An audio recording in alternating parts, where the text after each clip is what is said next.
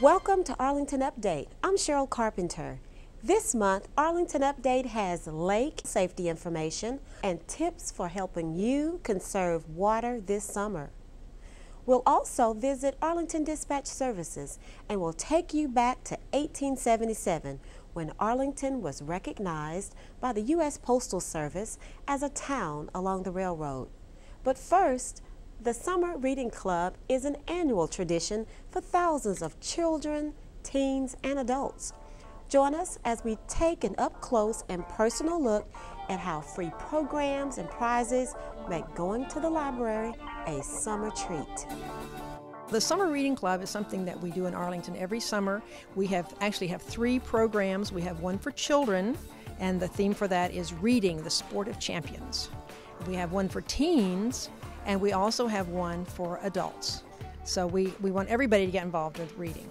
The Reading Club starts May 26th and ends July 22nd. And we're going to have a big opening ceremony here at the Central Library on June 3rd. The Reading Club is actually a program where they read at home.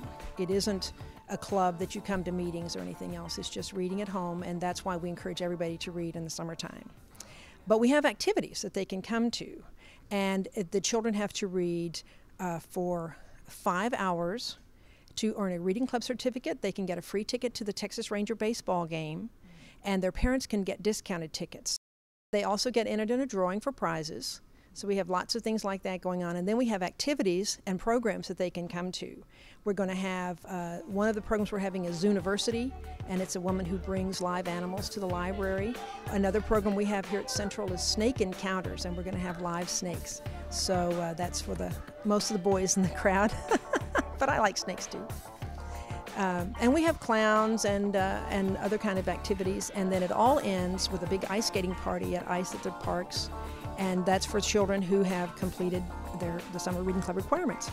We have done this every year for 48 years and see no end in sight. Approximately 70% of all fatal boating accident victims drown because they're not wearing a personal flotation device or a life jacket. This next segment examines boating safety. I'm Officer David Waltz with the Arlington Police Department. I've been an officer with Arlington for a little over 20 years now. Lake Arlington was built in 1957. The dam is at the north end of the lake, and it filled up in just a short while, like a week or two it filled up. It's 2,250 acres, which is roughly a mile by 3 miles. Most of the time there's plenty of water out here, and it's perfect for boating. I'll put the city boat in the water, keep an eye on the lake, keep an eye on both parks we have on the Arlington side of the lake. We do have Richard Simpson Park at the foot of Arkansas Lane and Bowman Springs Park at the foot of West Polyweb Road. 2 nice launch facilities that are fairly new. And then I keep an eye on the parks, keep an eye on the ramps, and then get out on the water and look for alcohol violations, maybe unsafe operation violations, and also tow in a few stranded boaters every now and then. Most people do have cell phones, and if you do have a problem out on the lake, dial 911, or if you have, if your boat breaks down, something like that, you need to be towed in, you can dial 911, and either somebody in the lake office can tow you in, or they'll call me and I can come tow you in. So we do take care of the boaters and the emergencies on the lake. And of course, if there's an injury type related, the ambulance and the fire department is right out here just in a matter of minutes also. The fire department has a boat, and the police department has a boat, and Parks and Rec have a boat. So somebody's here to take care of you. When you come out to Lake Arlington, there are some state law requirements and some other things you need to know just to practice good boating. You need to carry your certificate of number on board when the boat is in use. That's the little registration type card you get in the mail from Texas Parks and Wildlife. And along with that, of course, you're going to have your boat properly numbered with your registration stickers on either side. You need to have a life jacket on board for each person that's going to be in the boat. And children 12 years and younger must wear the life jacket when the boat is underway. If you're going to tow a skier, you need to have a mirror or an observer to watch the skier. All boats, including jet skis, need to have some type of sound-producing device, which is either a horn or a whistle. If you're going to operate your boat at night, you need to have the proper lights. Make sure before you start your boat that you turn on your ventilation pump and air out the bilge area to prevent explosions. All accidents that occur at Lake Arlington must be reported. Also, make sure you carry a fire extinguisher on board, and make sure that if you have an inboard boat that you have the factory-style flame arrestor protectors on the carburetor. Once underway on the lake, there is no speed limit on the lake, but you are obligated to operate at a reasonable and prudent speed. While underway, make sure you stay clear of all other boats, docks, swimmers, shoreline, buoys, anything that's out on the water. You are required by law to stay at least 50 feet away while above headway speed from any object that's out on the lake. Do not overload your boat. There's a certificate of number sticker that comes on each boat, and it will tell you exactly the maximum amount of people you can have on your boat and the maximum weight and the maximum horsepower. Another thing to watch out for is the weather. If it starts to look bad, head for shore.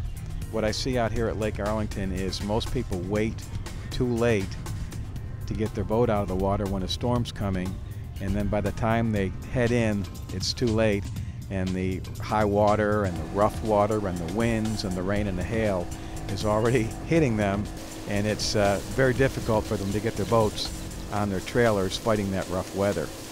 Something else I see at the lake is people, they forget, especially the first time out in the spring, is to put the drain plug in the bottom of the boat. Every weekend there's one or two people that have to head back into shore in a hurry where they forgot to put the drain plug back in. While underway, make sure all your passengers are properly sitting in a seat on the boat. Also remember that sailboats do have the right of way. One other thing to remember at the lake is the no wake zones around both launch ramp areas, and while underway you are responsible for any damage your wake causes. Water skiing is allowed in the main portion of the area. South of Bowman Springs Park there is a set of red buoys that say no ski on them. There is no water skiing or that type of water sports activity allowed south of Bowman Springs Park. There are hazards out there in the water.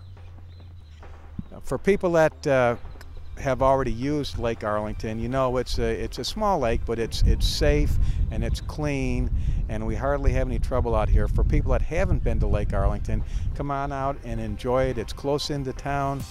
Just make sure you leave the alcohol at home. It's best to wear a life jacket, and probably the biggest issue out here is to maintain a proper lookout. Always look where you're going. We have had collisions here over the years, and most of them involved no proper lookout, were boats hitting boats, jet skis hitting boat or jet ski hitting fixed object. So just make sure you watch where you're going and drive at a reasonable and prudent speed.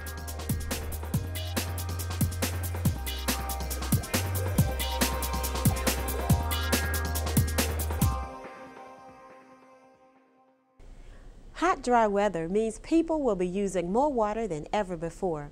As we prepare for summer, start now to plan ways to keep your water costs low and preserve water for our future. This next segment tells us more. Water is a precious natural resource, and demand continues to increase as our population grows. To encourage wise water usage, lawn and landscape irrigation requirements are now effective by city ordinance. Because evaporation loss is highest from 10 a.m. to 6 p.m., this ordinance promotes smart watering by limiting the use of sprinklers and irrigation systems to other periods of the day. From June 1st to September 30th, no lawn or landscape watering or irrigating is permitted from 10 a.m. to 6 p.m., unless you're watering by hand or using soaker hoses. If you're installing a new irrigation system, the ordinance requires both rain and freeze sensors to be installed as well. These sensors help conserve water by interrupting scheduled watering during wet or icy conditions. Because sensors can help save water, your installation cost is usually recovered within 1 to 3 years. Watering more efficiently saves you money and conserves water for everyone's future. After all, it's our water. Take it personally.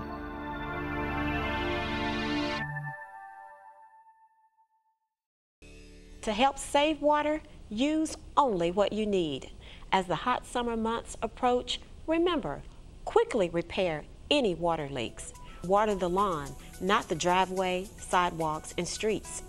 When using sprinklers between June 1st and September 30th, water before 10 a.m. and after 6 p.m. Hand watering low to the ground with a hose or soaker hose allows the least amount of evaporation. Remember, new sprinkler systems are required to have both rain and freeze sensors. For more water conservation tips, go to www.ci.arlington.tx.us/water/conservation. The recycling countdown continues this month, and we're almost there. Since 1993, Arlington residents have helped to recycle nearly 192,000 tons of material. Here's how you can help us reach our goal of recycling 200,000 tons. I recycle for my daughter's future. I recycle because everyone's doing it. I recycle to save trees and landfill space. We recycle to be part of the solution rather than part of the problem. I recycle to help the earth. Recycling in Arlington is so easy. Everyone's doing it. Just place all of your recyclable material in one bin, set it on the curb, and you're done. Since 1993, over 350 million pounds has been recycled. That's enough to fill a Major League ballpark. But there's more to recycling than just newspaper. Curbside recycling is one way to do your part for our community. Arlington has made it so easy to do. Recycling bins are available free of charge at City Hall and at the South Service Center. If you need a bin delivered or would like more information about curbside recycling, please go to the following website or call Neighborhood Services at 817-459-6777. Kids may want to check out GoMinimizer.com for lots of good information about the program. I recycle. Do you?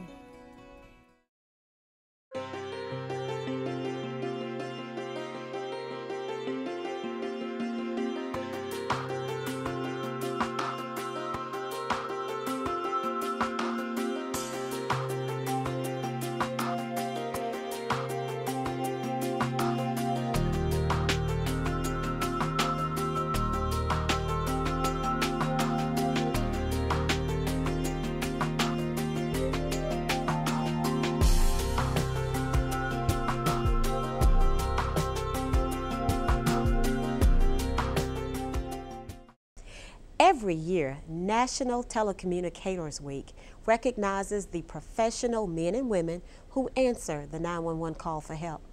In this next segment, Arlington Update spotlights the dedicated employees of Arlington Dispatch Services.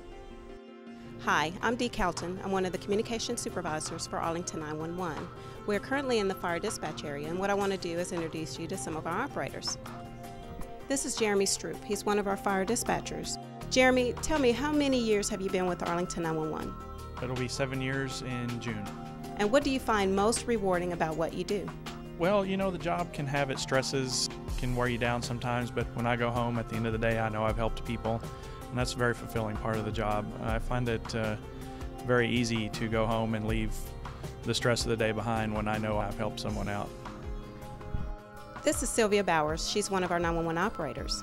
Sylvia, how many years have you been with Arlington 911? I have been with Arlington 911 for 6 years. And what do you find most rewarding about what you do? I have taken numerous calls throughout the years, and we can get intoxicated drivers off the streets. To be able to get officers to the location in time to stop them from hurting themselves and others, that's really rewarding for me. And now we're speaking with Crystal Hobbs. What do you find most rewarding about what you do? Being able to catch the bad guys and getting the officers home safely. This month's moment in history takes us to 1877. Even in those days, location was one of Arlington's greatest assets. Did you know, on January 22, 1877, Arlington was officially recognized by the United States Postal Service. An 1876 plat for the original town site shows 5 east-west streets and 7 north-south streets within a half-mile square. This area was well watered by several tributaries from the Trinity River, including many natural springs which made the town good for farming. Farmers grew hay, oats, corn, peanuts, potatoes, and cotton. Arlington had as many as 5 cotton gins. The town was a distribution center for the sales and shipment of produce to other towns. In the late 1800s, location, access to the railroads, and a means for a thriving local economy made Arlington suited for growth and prosperity. Do you know what to do when severe weather strikes? Do you know the difference between a tornado watch and a tornado warning? In our final segment, we'll help you and your family prepare for and recover from a severe storm. If you live on the west side of Arlington, you should move quickly to your tornado safe place. Earth-trembling thunder. Lightning strikes. Softball-sized hail.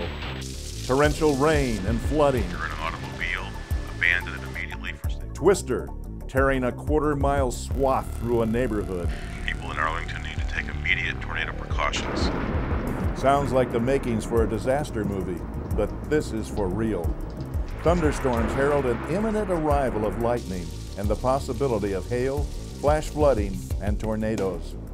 Our city of Arlington sits in Tornado Alley. Texas rates as the #1 state for tornado frequency. To date, Texas averages 125 tornadoes a year. On March 28, 2000, a damaging F3 tornado touched down in Arlington at the intersection of Barden Road and South Prairie View. Then it traveled eastward across Interstate 20, slowing to an F1. The tornado again picked up speed to an F2 as it headed south near Traders Village. By the time the tornado touched down at Arkansas Lane and Spur 303, the speed was an F1. Take on the responsibility to prepare for situations beyond your control. Since weather can only be predicted and not controlled, you and I must be prepared to react when severe weather threatens. I'm Eric Carter with the Arlington Fire Department. This program has been produced with the assistance of the Federal Emergency Management Agency. It is designed to provide you and your family with information you can use to prepare yourselves for disaster. Arlington Alert is a cooperative program with the Federal Emergency Management Agency, the Fire Department of Arlington, and the Office of Communication. It's an easy way to remember that each of us has the responsibility to learn precautions and emergency actions to safeguard our families, our community, and ourselves. Property insurance will provide the finances to replace your possessions lost in a disaster, but money will not replace your life. Preparing for the possibility of severe weather can save your life and the lives of others that depend on you. Preparedness and awareness is key to your safety during thunderstorms. Thunder is a wake-up call. Texas ranks 3rd in the nation for the number of annual lightning strikes. During the spring thunderstorm season, more than 90 people are killed nationally. If you're outdoors and hear thunder, lightning may not be far away. To be safe, use the flash-to-bang system. When you see a lightning flash, count the seconds until the thunder is heard. Sound travels about 1 mile in 5 seconds. If you hear thunder 10 seconds after seeing lightning, it's time to locate safe shelter. The lightning is within 2 to 3 miles. Flooding causes the most damage during a storm, followed closely by tornadoes. Exactly what is a tornado?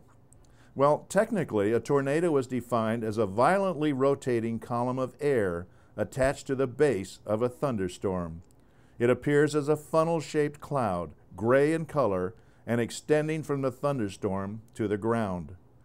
A tornado spins like a top and has a roar of a freight train. Tornado action is dramatically sudden. Typically, a tornado will dip down from a thunderstorm, destroying everything in its path for a couple of miles, and then withdraw back into the thundercloud in a matter of just a few minutes. Tornadoes develop from severe thunderstorms in warm, moist, unstable air along and ahead of cold fronts. Air moves upward around the center of the storm. It condenses and a thundercloud is formed. Variable winds feed the updraft of warmer air into the cooler air, and the funnel-shaped cloud forms. The funnel forms a tail out of the clouds and comes in contact with the ground. Television, radio, and National Weather Service reports provide information to keep you informed about the development and progression of storms. We interrupt this weather radio coverage of severe weather in north central Texas to bring you the latest on a tornado warning for Tarrant County. Doppler radar Some of the shows alerts developing used tornado in southern are almost sections of alike, but have very different meanings and require very different reactions. A weather watch means the conditions are right for dangerous weather in or near your area. The components are present, but it hasn't happened. Watch and wait. It's not an immediate threat. However, a watch means you should continue to monitor weather conditions and be ready to act. Watch the sky for signs of dangerous weather. Sometimes a thunderstorm happens so quickly, warnings cannot be issued in time. A weather warning means dangerous weather is threatening the area. For severe thunderstorms, tornadoes, and flash floods, a warning means the event is happening. A tornado warning means a tornado has been sighted or detected by radar and may be headed your way. A hook echo detected by radar indicates the presence of rotation in a storm and the increased possibility of a tornado. Seek shelter immediately. At best, warnings come only 10 or 15 minutes before a tornado moves into an area. Proceed to your pre-established safety location, making sure each family member is accounted for. Listen for sirens. The city has installed 48 warning sirens throughout our city. These sirens are designed to be heard by people who are outdoors. Please don't rely solely on the outdoor warning system to alert you to the presence of severe weather while inside your home. At the sound of a siren, just like a weather warning, the time for watching the sky has passed. It's time to take cover. We now return to weather radio coverage. Weather alert radios with battery-powered backup are locally available.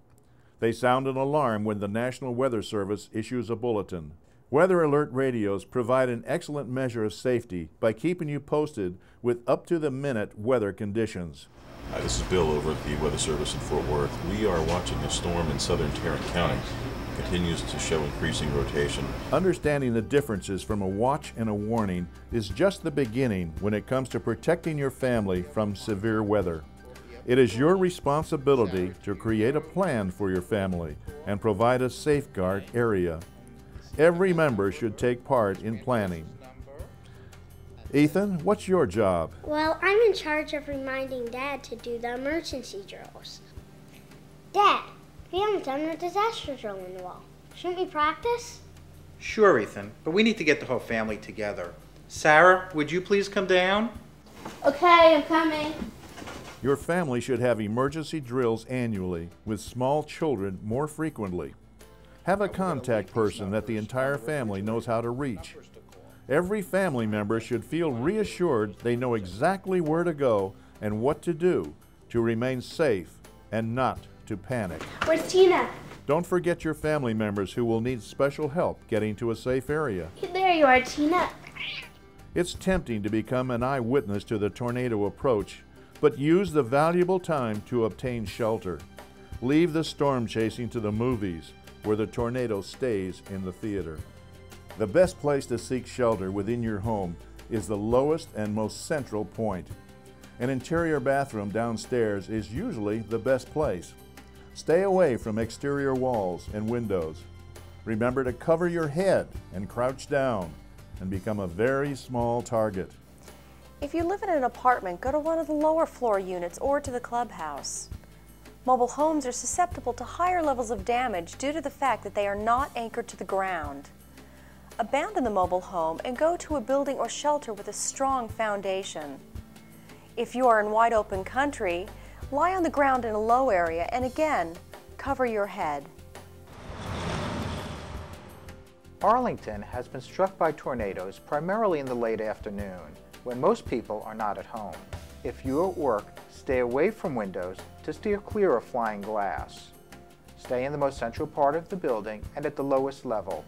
Avoid halls that open to the outside. A good place to seek shelter is a center stairwell. The strategy is the same for a school building.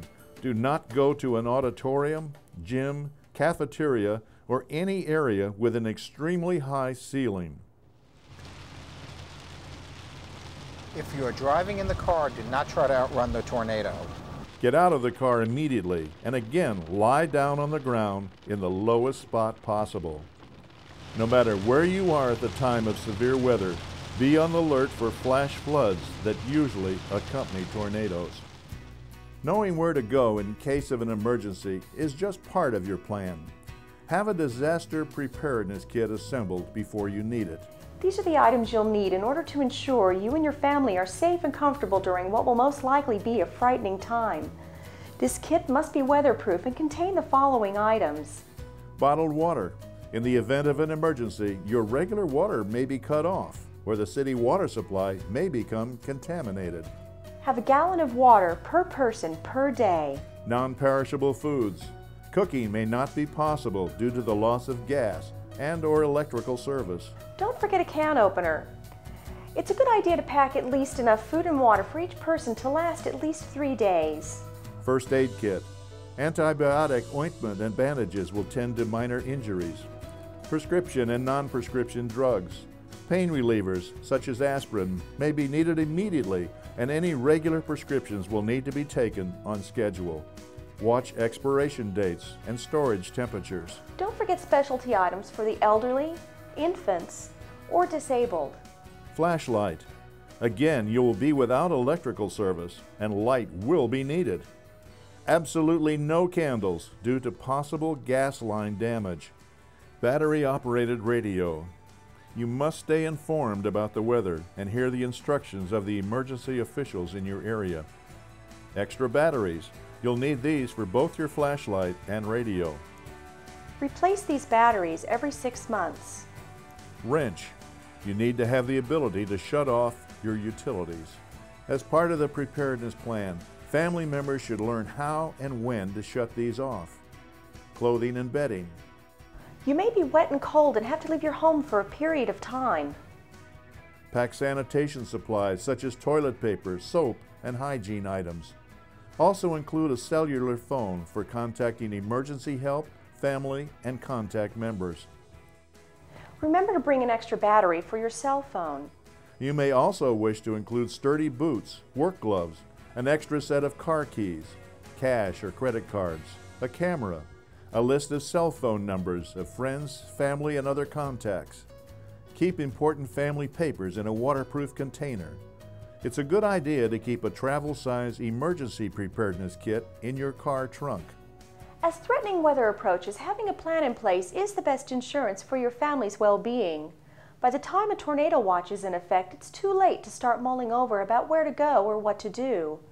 Your family has a responsibility to work together as a team to keep one another safe until help arrives. After a tornado rushes through the area, listen to a local radio station for update information and instructions. Work with your neighbors to help a trapped person. Provide first aid and get help for critically injured people. Beware of downed power lines, broken gas lines, and report them to the appropriate utility company. Stay out of damaged buildings. You may hinder rescue efforts. Take photos of your home and belongings for insurance claims. Continue to use cell phones. Leave landlines open for emergency calls. Arlington residents have excellent warning systems, emergency services, and extensive media coverage to alert you of emergency weather events. The key to surviving severe weather is to prepare, practice, and plan.